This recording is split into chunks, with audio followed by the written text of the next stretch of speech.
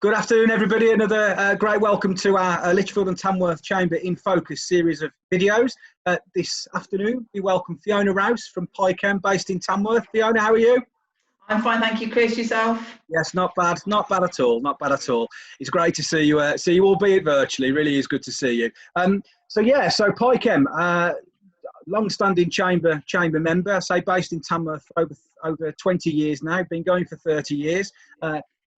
On message is that they are a supplier of advanced materials and equipment into the scientific research industry across the world, based in our very own Tamworth, which is great to hear. And Fiona, we've had a good few chats over the last, probably 18 months really, about some of the interesting ways your business have worked and have used some of the grants and opportunities available. And really, the niche, if you don't mind me saying, aspect of what you do as a business. But the fact that it's based in Tamworth is a really, successful story about a local business, working hard and crossing many boundaries and many continents in the way. Absolutely.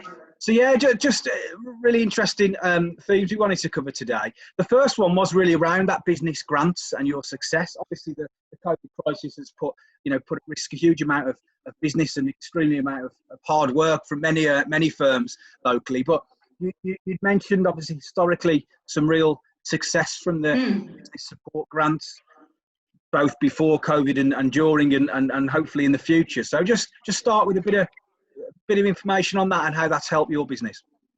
Yeah, and so the original success we had with grants was a good few years ago now, is sort of 5 years ago, when we received a grant for mentoring originally for business development. When Colin, who's MD here, and I took over running the business, we were kind of new to that bit, so we looked for some support there. And I think from there we got introduced to other grants that were available through Richard, who acts as our mentor. And the next one we worked with was the Manufacturing Growth Programme, who we've been lucky to have 3 sets off now, mostly about sales development and business development and improving strategy. The big grant we had was 12 months ago almost now, where we received funding from the Business Growth Programme, and do the lovely refurb in this building. We work out 3 industrial units, 1,000 square foot per building. Very much they're just an open plan space and a couple of offices at the back. And now you walk in and we've got bespoke offices in one building, and it's such a difference. So that was brilliant. It allowed us to bring in a couple of new people for employment as well, because we've got space to do it. And on the side of that, we also got some funding through the low carbon programme, that allowed us to put more efficient heating into the building. Obviously a warehouse is what it is, but it's allowed us to put in the far infrared heating and better lighting. So just massively improved the work environment for our staff, and bringing in the outside, we've now got a massive window in the main office, so the light is coming in. You don't feel you're just working in a And I suppose, as you say, that that has come through a lot of hard work in terms of the applications and having all that in place. Yeah. But I suppose it's again, we've mentioned it before, it's that mindset within your business of, yes, we're investing our own money, but there's also opportunities to to grow that investment even more with the support of various other organisations, and it just makes the money go that little bit further and allows us to do projects quicker than we would normally be able to do it. But also it does focus your mind on what you can achieve. If you'd said to us before we started looking at a grant we could do what we've done in this building, we wouldn't have believed you. We were working away with what we did. So it gives you those aspirations as well. And the same we've got customs intermediary money coming in to support us as we prep for EU exit. And we've also had some money in recently through the Skills Hub from Staffordshire for sales development. And it's all things that we've got planned to do. We just, with COVID, it's delayed it slightly, but it's important for the staff still to see that we're investing in the company, we're investing in them, and we're wanting to upskill across the board. And it's all making us more resilient as a company and allowing us to work in this new normal and remote contact with clients rather than the face-to-face interactions we used to. How do you get the most out of a Zoom call? How do you manage the juggle of people aren't in the office when you want to speak to them? And all of that is supported by the intervention work that we're doing along the way, which is fab. That's fantastic. No, that's great. And as you say, yeah, that resilience is a strong word. And me personally, having known you, yeah, for a few years now, I think the resilience applies to both yourself and your staff. And I know, we'd mentioned with your seat on our executive committee that sort of mental and physical struggles of lots of businesses and lots of employees around coronavirus. And again, your health isn't conducive to a worldwide pandemic. Let's just leave it at that time. But just give us a bit of an idea about how you personally have managed to deal with that, but also making sure that your staff are well looked after and focused and looked after from you as a business as well. Yeah, as you say, I kind of 4 years ago got shut down by a very rare immune condition. So my immune system just doesn't particularly fight things effectively. It either goes into overdrive or underdrive. So yeah, as soon as the risk levels went up, that was it. I was firmly told by the NHS in multiple forms that you're not going back into work, you're not going out in the outside world. So suddenly I was back to having to be at home for 3 months, it turned out in the end, and still now quite protective of where I'm going. And that, I think, gave me, as well as the team who have looked after me so well over this time, they know how I have to work already. It allowed us actually to kind of prepare for other staff being put into shielding, which we've had. We've also had a couple of staff that have had to self-isolate for various reasons, that we could put things into practice reasonably efficiently and understand the kind of the health requirements that were needed. So, and we've been complimented by a number of visitors on how secure they feel here with all the barriers and things that we've put up and the processes.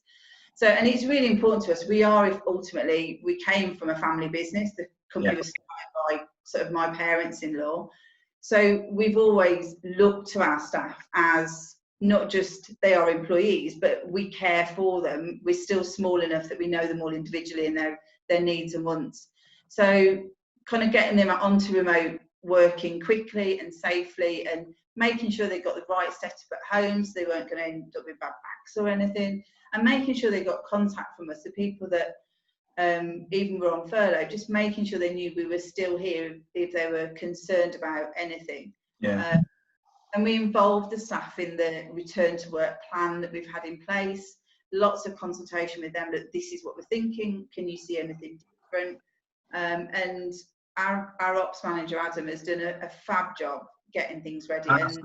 That's really good to hear. And I think, as you said earlier, your personal sort of view, I think, sets off on the company as a whole. And we were chuckling away, if you can chuckle about such things around the early impact that you're expecting with your dealings in the Chinese sort of industry, and then the international struggles obviously linked to COVID, but also you mentioned that the forest fires in America were having a bit of an effect. Which it's like we get from one thing and bounce to the next, and this is we saw very early on that as soon as Chinese New Year obviously closes everything down really for most of January, and they just never came back this time. So the kind of the stack up of orders that we'd already got with those companies continued to stack up, and equally one of our big American distributorships, they ship in from China, so their kind of freight consignments were being slowed down, so they weren't allowed to get things out to us, and everything in transit got longer. So that was kind of the initial bit where we knew in beginning of February that we were going to be slowing down here, and then from there suddenly the universities closed, which are kind of a massive part of our income and a huge lump of our customers. They were shutting, no research going on. They've got orders, don't send them to us. We've got suppliers that want to send you things. So suddenly the logistical juggle was entertaining for a little while, to say the least. And again, we just had to really work closely with the customers, the staff that were in still working, lots of conversation with them have let us know when you can take goods and that, but equally talking a lot to our suppliers, understanding the situation. Really, like, we've got one supplier that is based in Wuhan, so they were hugely upset about everything that's going on and lost colleagues during it. And and that sort of puts into perspective, doesn't it, how important it is. to work. So that's interesting. And you mentioned obviously the customs side and the EU exit and the Brexit sort of discussions moving forward. You mentioned about that training. We haven't got 20 minutes or 2 hours to go into whys and wherefores, but I think on the back of some of the, you know, the experience you've already had this year, I'm sure, you know, through that training and through that knowledge and that relationship with your customers and your suppliers, you know, you will get through it as a business. And I suppose on the advice side, just to finish off about, you know, businesses in perhaps either in your industry and a similar industry in terms of the international sort of reach, just a bit of advice on how you perhaps will be looking at the next 3 to 6 months and how you could really make the most of what's happening, you know. I think it is just, we're doing a lot of outward facing work, lots of talking to our customers, a lot of talking to suppliers, reassurance as far as we can do with what we know at the moment, making sure we're keeping up to date through the chamber links, through the courses, through anything that's in the news. It just allows us to prepare, and that's what it's all about. It's just breaking it down, not panicking. We could all be running around kind of panic stations at the moment. We just need to prepare and kind of take it and give that kind of reassurance to all of the people working with that actually there is an underlying plan, and we will take it day by day, week by week as we move towards it. And I think that's a great way to finish, Fiona. That's a really good way now, and I think that sort of proves what you've done achieved in the last few years as well. So, Fiona, it's an absolute pleasure. Thanks so much. It's good to hear that we have a business, and we have many businesses in Lichfield and Tamworth working internationally, and it's good to have a discussion with one of those today and get a real feel for some of the areas that you're really working hard to work on and push forward as we go into the next 3 to 6 months. So, absolute pleasure. Thanks so much, Fiona, and we'll catch up soon. Thank you.